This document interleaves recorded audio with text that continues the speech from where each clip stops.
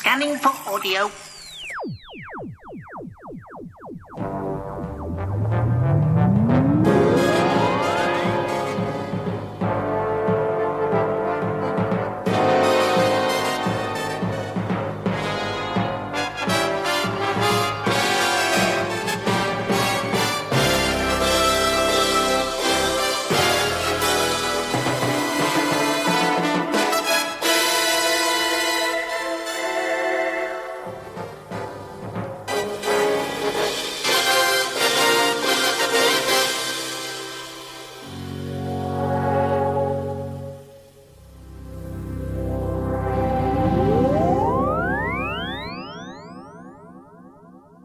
Welcome once again to a Tin Dog podcast. Again, slight apologies for the sound quality, but bear with me. The thing is, if you're listening to these podcasts over a period of time, you're going to think that I'm in hospital for weeks. I'm not. I'm in for a day. It's just I'm sat here and I haven't eaten anything for 24 hours. So I'm using Blake 7 and a little chat with you to distract me. I hope you're alright with that. Because now it's Series 2, Episode 10, Voices from the Past. This was actually broadcast on the 13th of March 1979, 1 week after my 7th birthday. And you know what? I can kind of remember it. But obviously it's Series 3 and 4, which I've got stronger memories of. Perhaps it's just because I watched this on, well, VHS. Just a few too many times. Now we open with Yoga Night on the Liberator. Yes, it's time for those exciting exercises. Now I know we left last week's episode, well, last time's Blake 7 episode, with them knowing that Control is now called Star 1. So you would expect them all to bundle on board the Liberator and go, yeah, let's find Star 1, let's use Aurak to locate it, because, you know, that makes sense. But no. The important thing is that they're not going to bother with that at all. They're going to have some nice rest and relaxation. They're going to find a nice pleasure planet, relax and chill. And before that, of course, they're going to have to do some nice warming up with some yoga. Somebody once called what they do Kalinetics because it's being run by Kali. That's hilarious. I think it was someone called Super Synth. Look, that's not important. What is important is that during this ridiculous session, Blake is hearing things. Ooh. No, seriously, he is. And then, after a while, he goes off in a huff and decides that there's no pleasure planet for you. No, we have to go and visit inhospitable asteroid. Asteroid PK11 blah-de-blah. 118, in fact. Poor old Zen being taken off his nice program and direction and then being told to go somewhere else. Of course, everyone on board becomes suspicious. Oh, yeah. No pleasure planet for you. Shouldn't they be on their way to find Star 1? Nope, it's asteroids or nothing.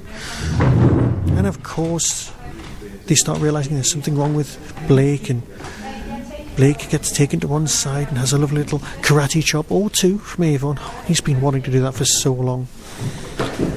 And of course, Blake, being the silver-tongued, really scary, as if he's reading stuff off a cue card type fool, he manages to convince Avon, no, he manages to convince Vila that, well, you know, Kali and Avon are just in cahoots and they're trying to take over the ship and they'll probably kill him at some point. And of course, being paranoid, he doesn't trust the only person in the entire show who's been his friend in order to try and sort this out.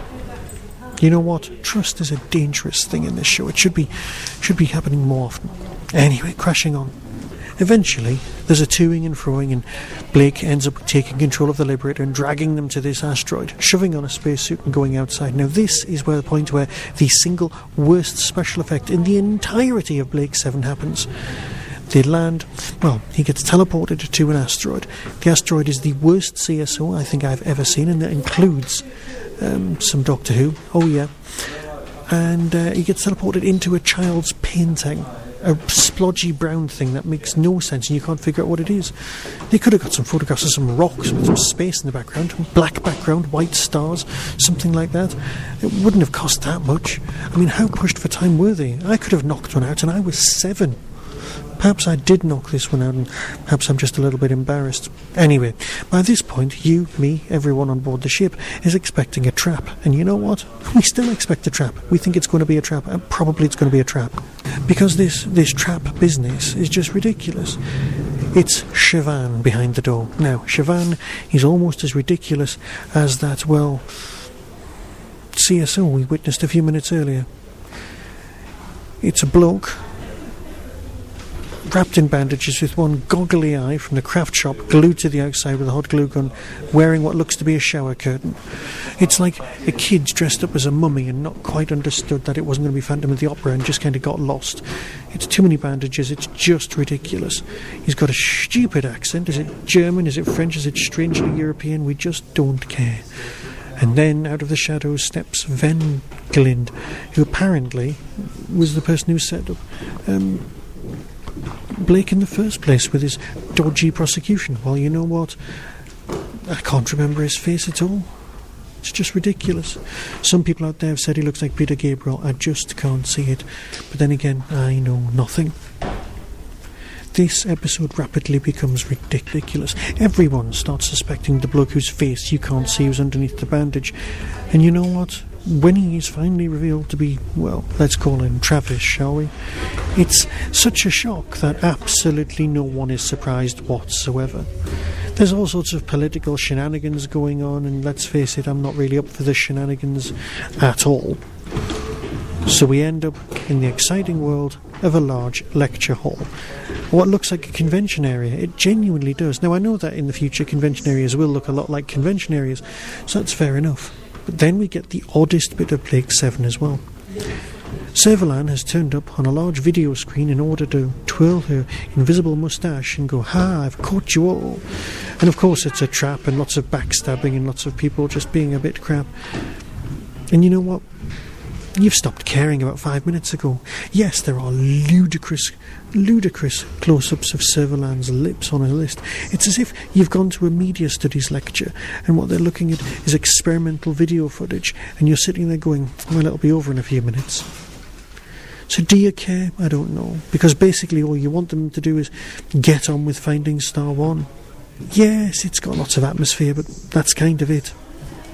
So I'll fade away and get back to you again very soon, probably to talk about something very similar, because I, for one, am enjoying Blake 7, and I hope you are too. So until next time, be seeing you.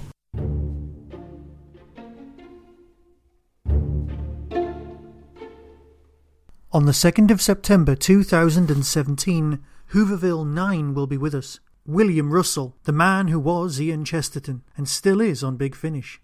Carol Ann Ford, Susan, the Doctor's granddaughter, Nicola Bryant, Perry, Toby Haydock, DVD Extras Man, and everyone's favourite racist barman, Jessica Martin, Fraser Hines, Jamie, Phil Ford, Michael Pickwood, Philip Hinchcliffe, and Matthew Dale are just some of the names who'll be appearing at Hooverville, the biggest little Doctor Who convention ever.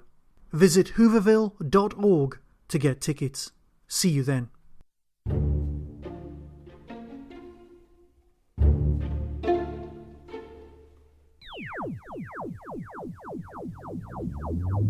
That was the Doctor Who Tin Dog Podcast, available on iTunes, YouTube, Twitter, RSS, Vimeo, and across the internet. Doctor Who and its associated properties are all copyright and trademark of the BBC. No infringement is intended. Why not become a supporter by visiting patreon.com/tindog. Contact the show on tin-dog@hotmail.co.uk. The Tin Dog Podcast is a founder member of the Doctor Who Podcast Alliance.